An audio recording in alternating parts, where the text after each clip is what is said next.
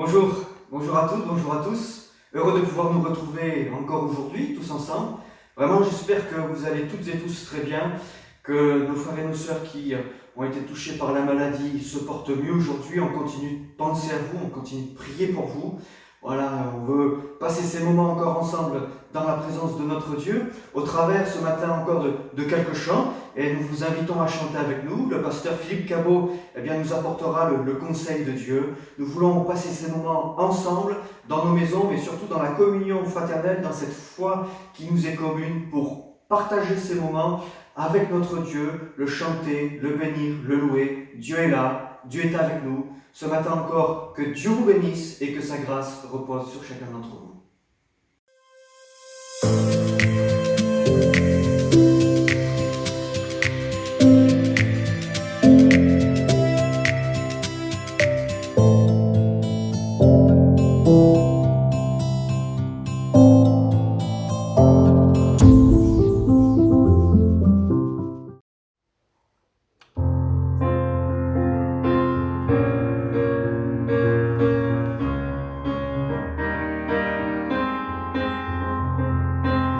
Nous sommes unis dans la famille, car Dieu nous lie à toujours par une chaîne d'amour.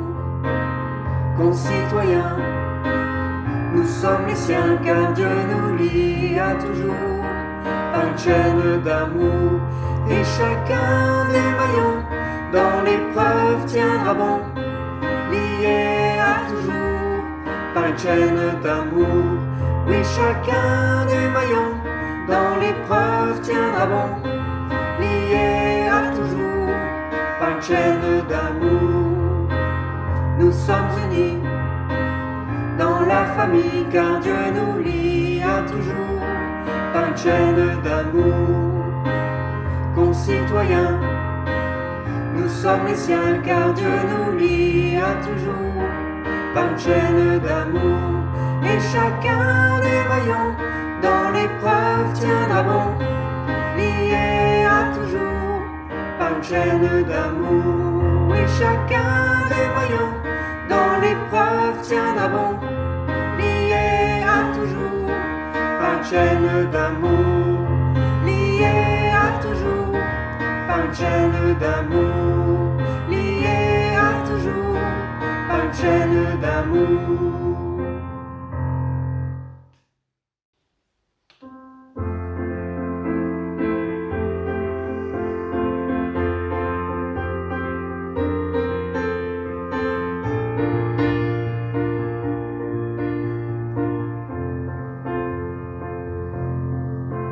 Un chant s'élève, les yeux se tournent vers toi, se tournent vers toi. L'espoir renaît, les cœurs soupirent après toi. Oui, après toi. En te voyant, nous retrouvons la force de vivre. Quand nous sommes en ta présence, nos craintes fuient, elles s'enfuient. Hosanna, Hosanna, tu es le roi, le sauveur, à toi la gloire.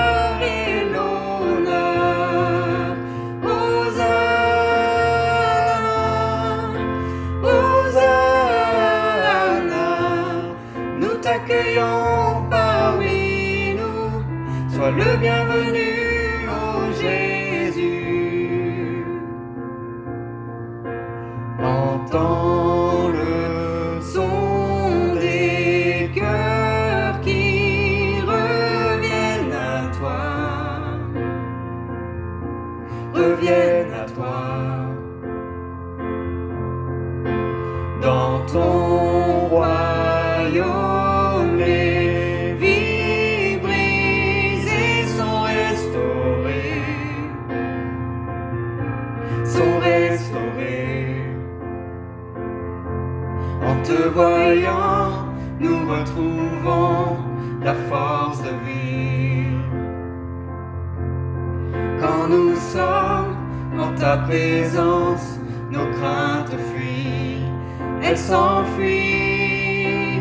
Hosanna, Hosanna, tu es le roi, le sauveur, à toi la gloire et l'honneur. Hosanna,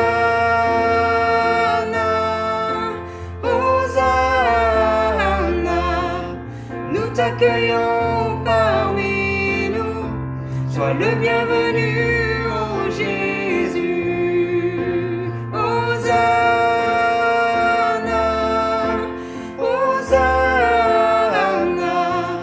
tu es le roi, le sauveur, à toi la gloire et l'honneur.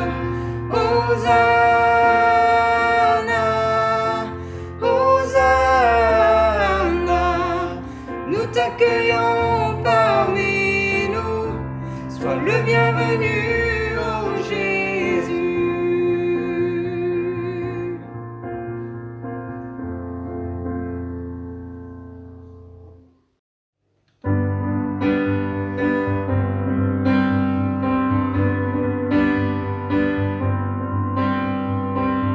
Jésus, espoir des nations, Jésus, soutien de ceux qui pleurent. Tu es la source de tout espoir sur terre. Jésus, lumière dans la nuit, Jésus, vérité en tout temps.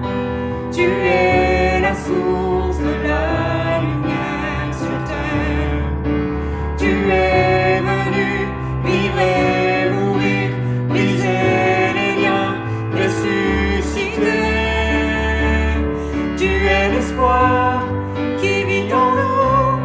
Tu es le roc, solide et sûr. Tu es lumière, par ton éclat le monde voit. Ressuscité, tu es vainqueur, prince de paix, plein de douceur. Tu es l'espoir, vivant pour celui qui te reçoit. Oui, nous croyons.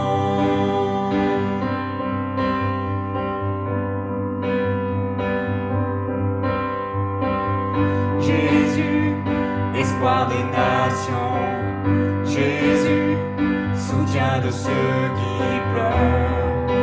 Tu es la source de tout espoir sur terre. Jésus, lumière dans la nuit, Jésus, vérité en tout temps. Tu es la source de la lumière sur terre. Tu es venu vivre et mourir, briser les liens, ressusciter. Tu es l'espoir qui vit en nous. Tu es le roc, solide et sûr. Tu es lumière, par ton éclat le monde voit. Ressuscité, tu es vainqueur, prince de paix, plein de douceur. Tu es l'espoir, vivant pour celui qui te reçoit. Oui, nous croyons.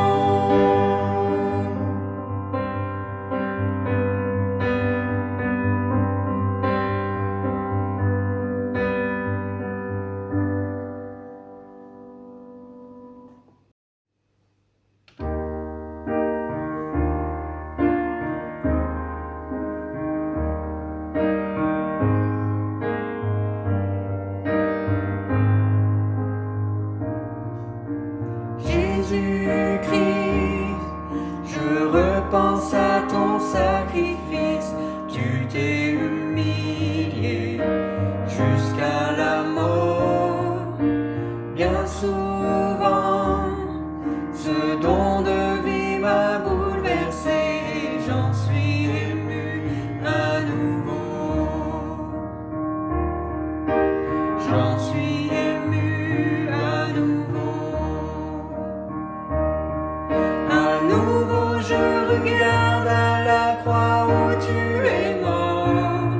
Je suis humilié, brisé par ta miséricorde.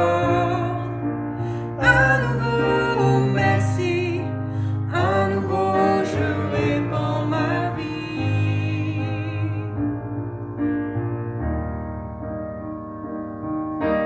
Merci pour la croix, merci pour la croix, merci pour la croix, Jésus. Merci pour la croix, merci pour la croix, merci pour la croix, Jésus. Mais aujourd'hui, tu règnes dans les lieux très hauts, où devant mon roi, je m'inclinerai. À présent, émerveillé par ton salut, oui, mon cœur t'exalte à nouveau. Mon cœur t'exalte à nouveau. À nouveau je regarde à la croix où tu es mort. Je suis humilié, brisé par ta miséricorde. À nouveau, merci, à nouveau je répands ma vie.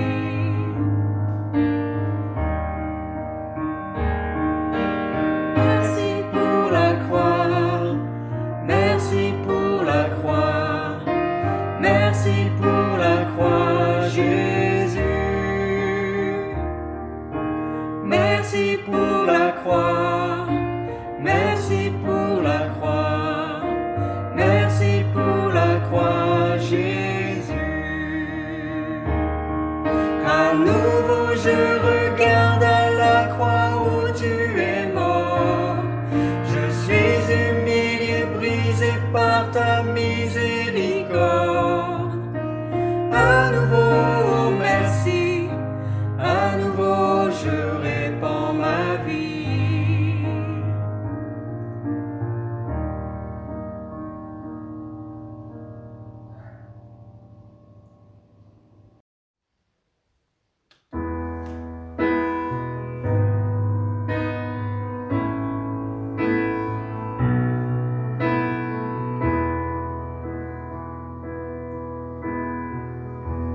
C'est toi qui as reçu les coups que je méritais.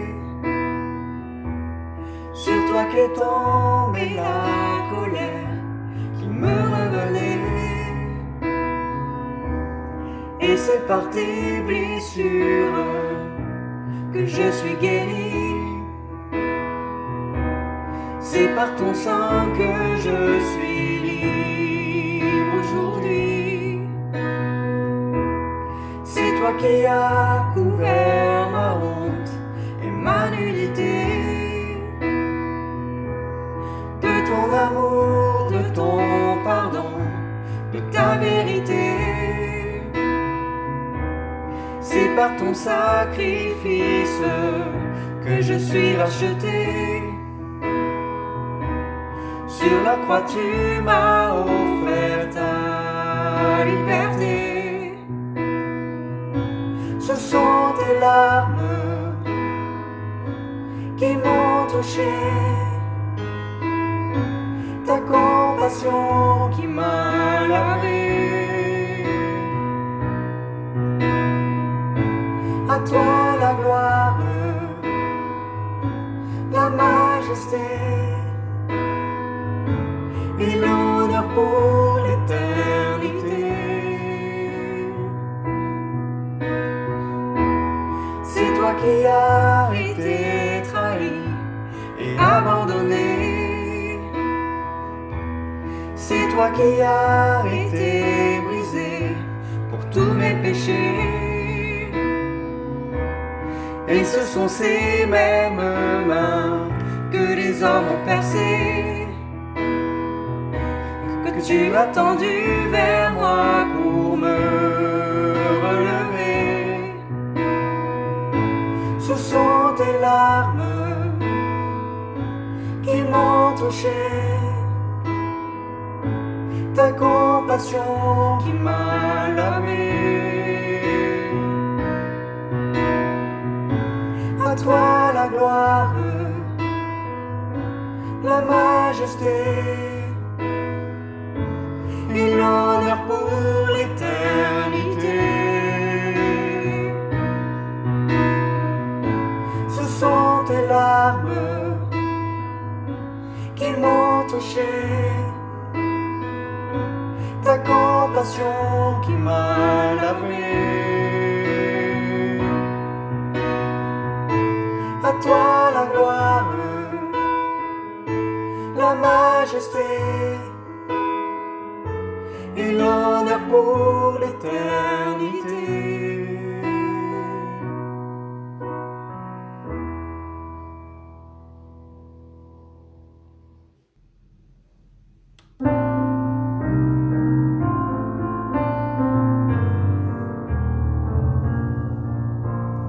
Dieu, tu es grand, tu es fidèle et bon, ton amour infini nous confond.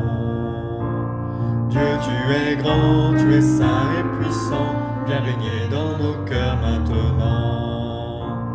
Dieu, tu es grand et digne de régner. Dieu, tu es grand et digne de gloire. Dieu, tu es grand, j'élève ma voix, j'élève ma voix. Dieu, tu es grand. Dieu, tu es grand. Dieu, tu es grand, tu es fidèle et bon, ton amour infini nous confond. Dieu, tu es grand, tu es saint et puissant, viens régner dans nos cœurs maintenant. Dieu, tu es grand et digne de régner. Dieu, tu es grand et digne de gloire. Dieu, tu es grand, j'élève ma voix, j'élève ma voix. Dieu, tu es grand. Dieu, tu es grand. Dieu, tu es grand et digne de régner. Dieu, tu es grand et digne de gloire. Dieu, tu es grand, j'élève ma voix, j'élève ma voix. Dieu, tu es grand. Dieu, tu es grand.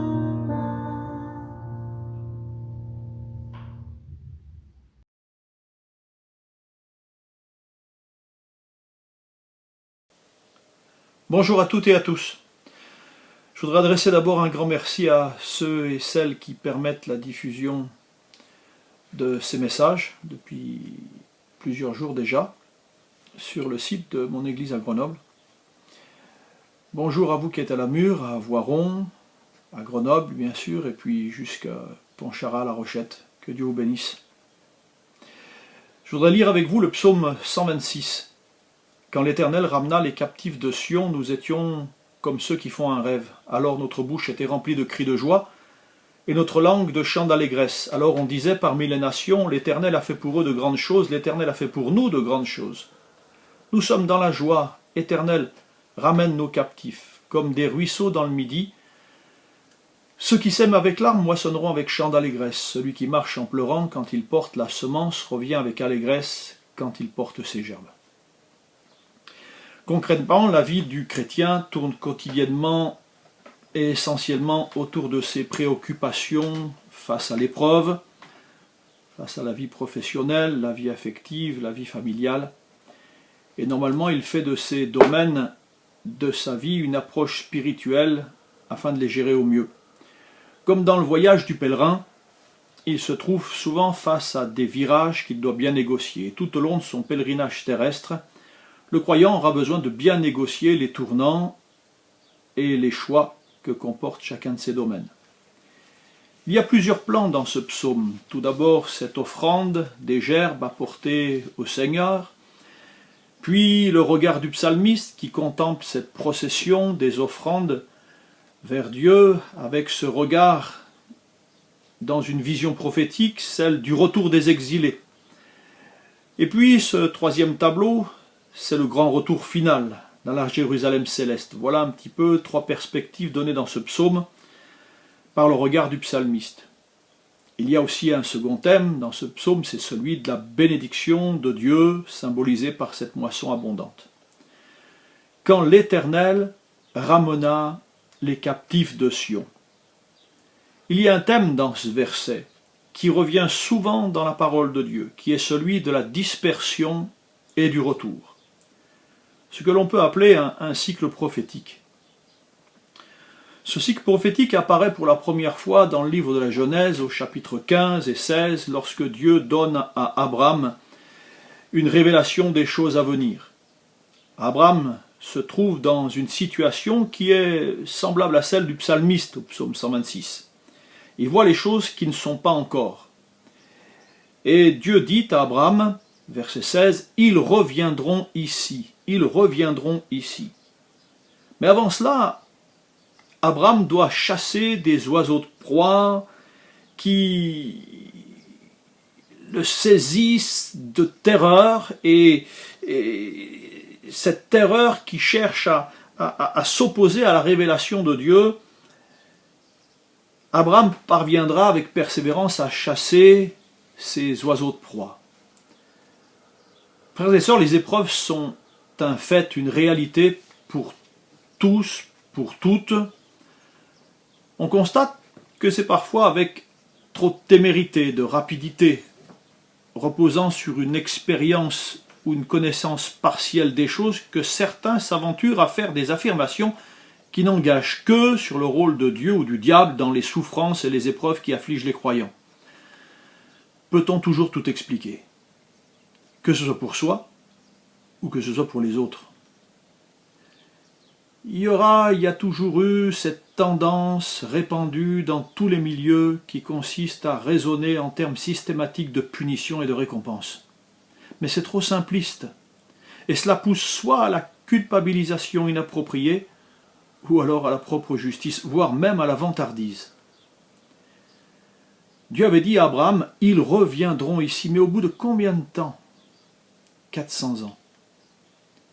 Quand l'Éternel ramena les captifs de Sion, nous étions comme ceux qui font un rêve. Et ce retour annoncé ici n'est pas seulement un retour géographique, mais c'est un retour spirituel. Il est intéressant de savoir qu'en hébreu, il n'y a qu'un seul mot pour désigner à la fois retour géographique et pour désigner ce que nous appelons, nous, la repentance, c'est-à-dire un retour à Dieu. Quand l'Éternel ramena les captifs de Sion, ce n'est pas seulement un retour géographique, mais c'est aussi un retour spirituel. Pourquoi le peuple fut éloigné en exil? Parce que ce peuple, avant cela, s'était déjà éloigné de Dieu.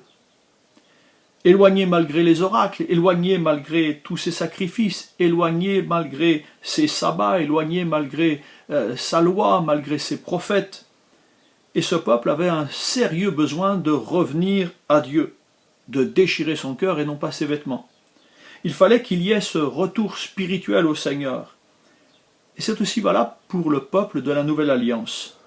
Je parlais tout à l'heure de cycle prophétique. Aujourd'hui, l'Église de Jésus-Christ est comme en exil, dispersée, chacun chez soi.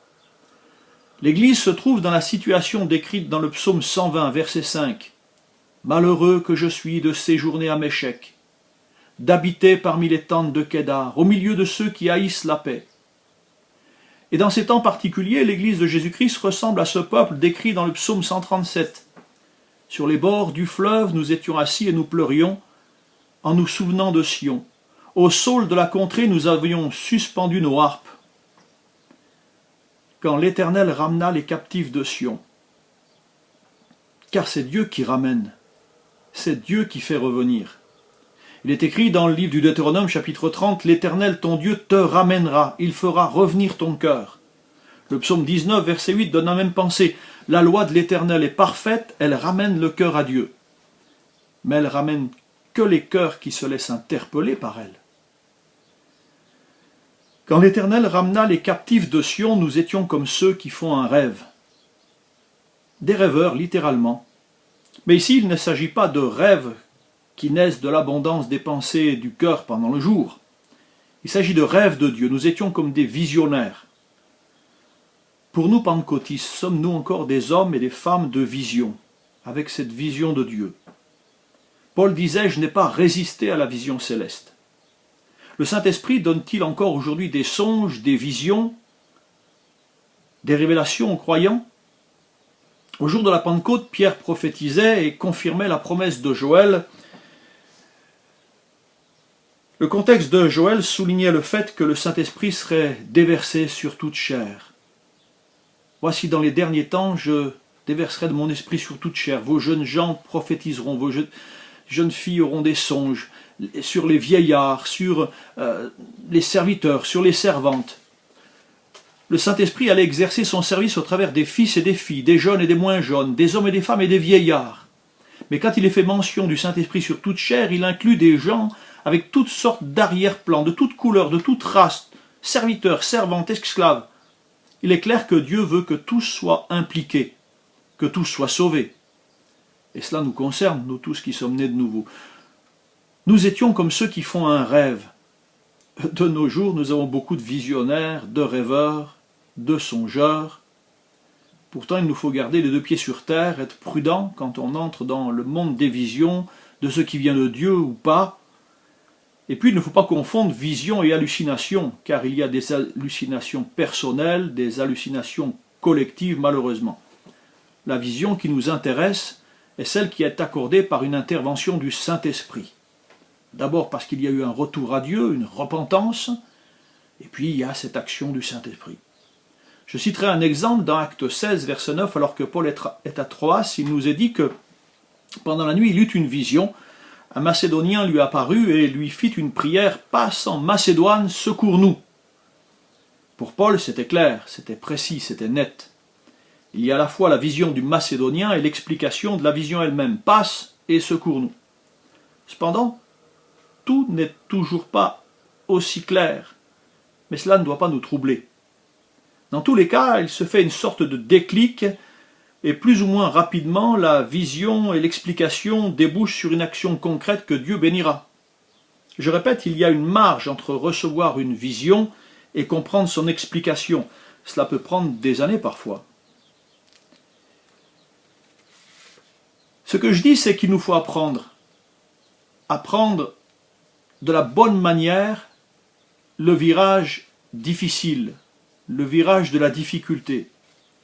Quand on se réfère à la situation d'Israël avant le retour d'exil, il est normal de constater que la situation, à vue humaine, était sans solution. Peut-être comme la situation actuelle avec ce Covid-19. La destruction de Jérusalem, du temple, avait été un fait violent et soudain, et cette pandémie est arrivée de manière soudaine, non pas sur un peuple, mais sur des peuples, des nations. La captivité de ce peuple, leur confinement était une réalité, sans issue humaine, comme l'avait été celle jadis en Égypte.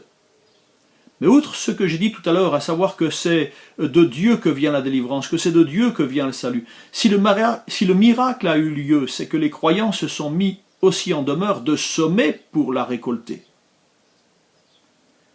Un miracle sera toujours une grâce, une faveur. Selon Éphésiens 2,8, c'est par grâce que nous sommes sauvés, par le moyen de la foi. Cependant, celui qui sera sauvé a malgré tout fait quelque chose. Il a cru et il en a récolté le fruit. C'est par bien des combats, des tribulations, pour persévérer dans la foi et dans les prières, et même aussi parfois avec douleur, avec larmes, que le croyant, vu sous l'angle du voyageur, apprend à bien négocier le virage de ses épreuves, afin de pouvoir s'en sortir. C'est ainsi qu'il sème sa victoire dans l'épreuve. Il y a au verset 4 de ce psaume 126 une prière qui est encore la nôtre. Éternel, ramène nos captifs. De même que les virages se suivent, se succèdent dans nos pays de montagne, le pèlerin doit se tenir devant Dieu et s'attendre à lui sans cesse, devant la succession des événements et des épreuves qui lui arrivent. Non seulement il faut avoir su prendre le premier virage de l'épreuve, mais il faut continuer de prendre ceux qui suivront, et il y en aura. La joie manifestée de ce psaume est remarquable, mais on n'est pas non plus loin des larmes. Le message de ce psaume est que sur terre, il n'y a pas de solution simple aux problèmes du peuple. Voyez chaque verset du psaume. Versets 2, 3, 4, 5, 6. Ce n'est que joie et larmes, larmes et joie, pleurs et joie. Mais la tâche du peuple est toujours de persévérer en faisant ce qui est bien. À nous de persévérer dans ces temps difficiles, à nous de croire que le Seigneur est souverain, qu'il nous connaît, qu'il n'est pas perdu dans tout ce qui se passe à Grenoble, en France, autour de nous, dans ce monde tout entier. Il règne, l'Éternel règne, nous chantons, il est majestueux, il est celui qui nous connaît, nous voulons le prier, et c'est ce que je veux faire en terminant, que Dieu vous bénisse et vous garde. Seigneur notre Dieu, nous te rendons grâce pour ces instants, nous te bénissons pour ta parole qui ramène nos cœurs à toi, vers tes pensées. Te disons merci parce que tu es le Dieu de notre salut, tu restes pour nous le Dieu de toutes nos délivrances. Nous voulons te demander de bénir et de guérir encore, comme tu l'as fait maintes et maintes fois. L'Éternel a fait pour nous de grandes choses. L'Éternel fera encore pour nous de grandes choses. Merci Père d'étendre ta main sur nos malades, en ces temps particuliers, de ramener nos captifs, que ton nom soit glorifié, que ta volonté soit faite, que ton règne vienne. Amen.